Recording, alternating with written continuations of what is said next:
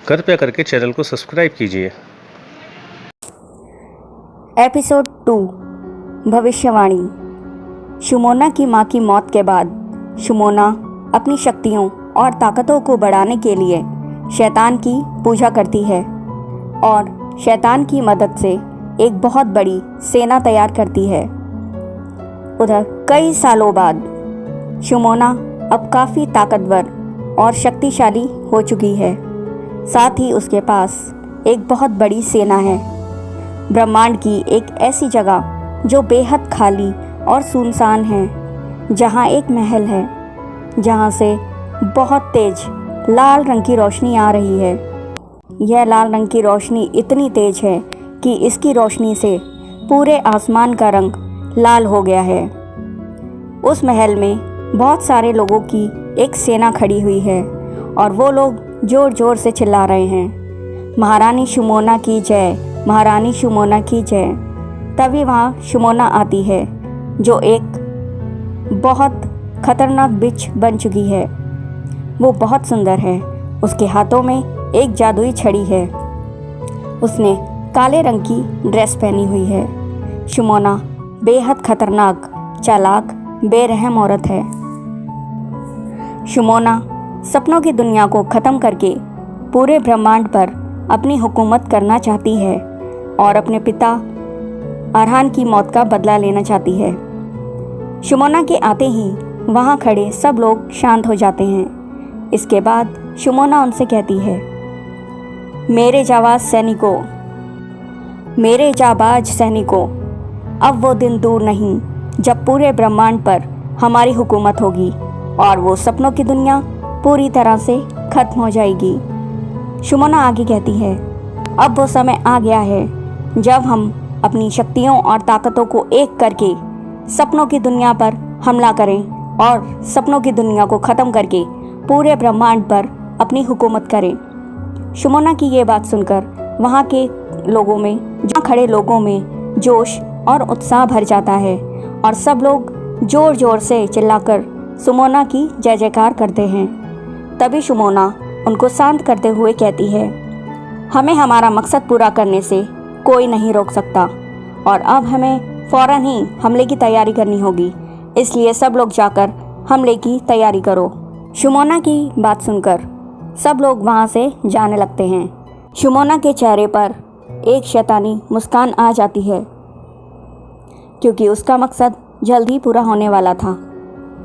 दूसरी तरफ सपनों की दुनिया में खुशी का माहौल है और वो अपने ऊपर आने वाले खतरे से अनजान है।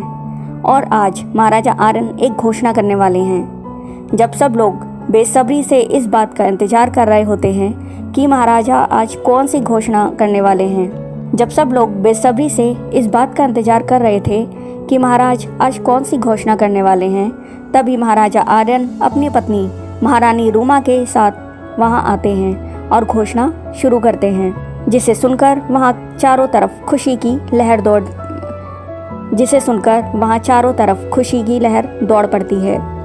महाराजा आर्यन यह घोषणा करते हैं कि इस सपनों की दुनिया को आगे बढ़ाने वाला और हमारी पीढ़ी को आगे बढ़ाने वाला आ चुका है और अब हम अपनी ये खुशी अपनी प्रजा के साथ बांटना चाहते हैं, इसलिए जश्न की तैयारी की जाए। सब जश्न की तैयारी करने लगते हैं। सब लोग महाराजा आर्यन और महारानी रोमा को बधाई देने लगते हैं। जश्न शुरू होता है। सपनों की दुनिया में खुशी का माहौल है, सब बहुत खुश हैं। उधर शुमोना की सेना सपनों की दुनिया पर हमला करने के लिए तैयार है। तभी शुमोना के मंत्री ने उससे कहा, महारानी शुमोना, हमने हमले की सारी तैयारी पूरी कर ली है, अब हम सपनों की दुनिया पर हमला करने के लिए तैयार हैं। तभी शुमोना कहती है, ठीक है, फ़ौरन चलने की तैयारी की जाए।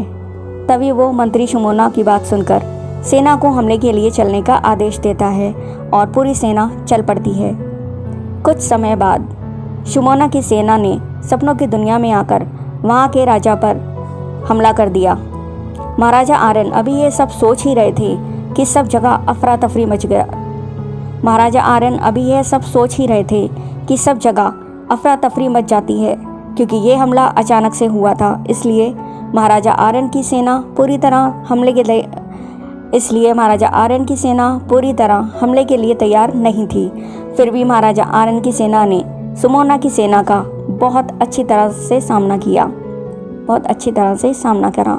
कुछ देर बाद महाराजा आर्यन की सेना सुमोना की सेना के आगे कमज़ोर पड़ गई और वो हारने लगे। तभी महाराजा आर्यन के प्रधानमंत्री ने महाराजा आर्यन से कहा, महाराज, अब आपका और महारानी रूमा का यहाँ रहना ठीक नहीं है। आप लोग फ़ौरन यहाँ से कहीं चले जाइए। अपने प्रधानमंत्री की बात सुनकर महाराजा आर्यन कुछ सोच में पड़ गए और फिर उन्होंने महारानी रूमा से कहा, अब हम यहाँ और नहीं रुक सकते, हमें यहाँ से चलना होगा। तब महारानी रूमा ने महाराजा आर्यन से पूछा, महाराज, अब हम कहाँ जाएंगे?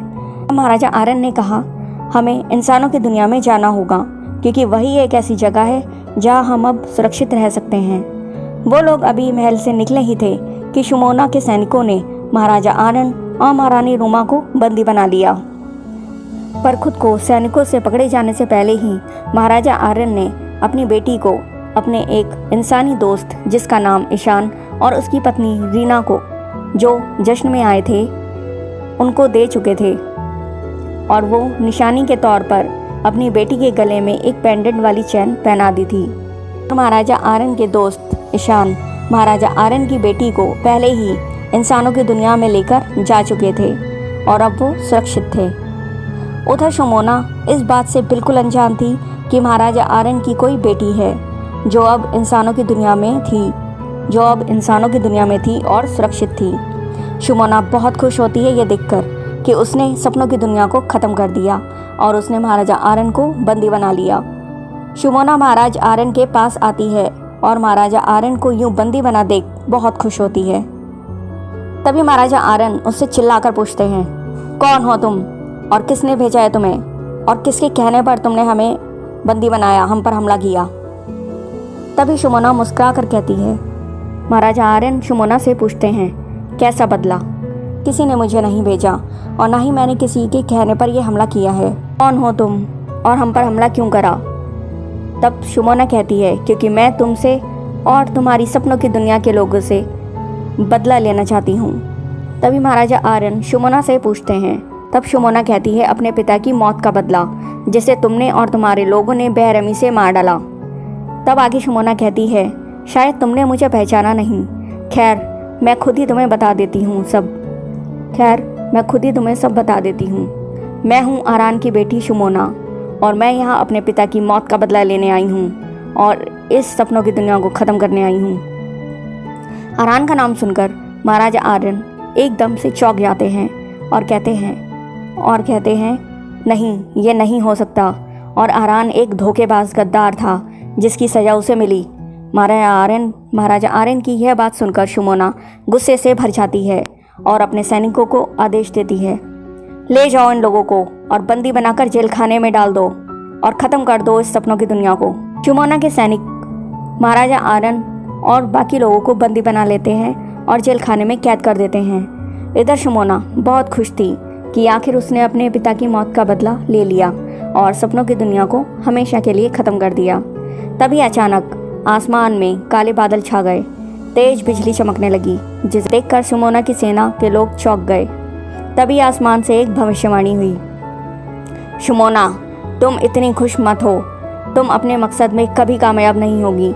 सपनों की दुनिया कभी ख़त्म नहीं होगी, क्योंकि सपनों की दुनिया की हिफाजत करने वाला और तुम्हारा अंत करने वाला इस दुनिया में आ चुका है, जो इंसानों की दुनिया में है, और अब तुम्हारा अंत बहुत नज़दीक है। आसमान से हुई इस तरह की भविष्यवाणी को सुनकर सुमोना की आंखें फटी की फटी रह गईं।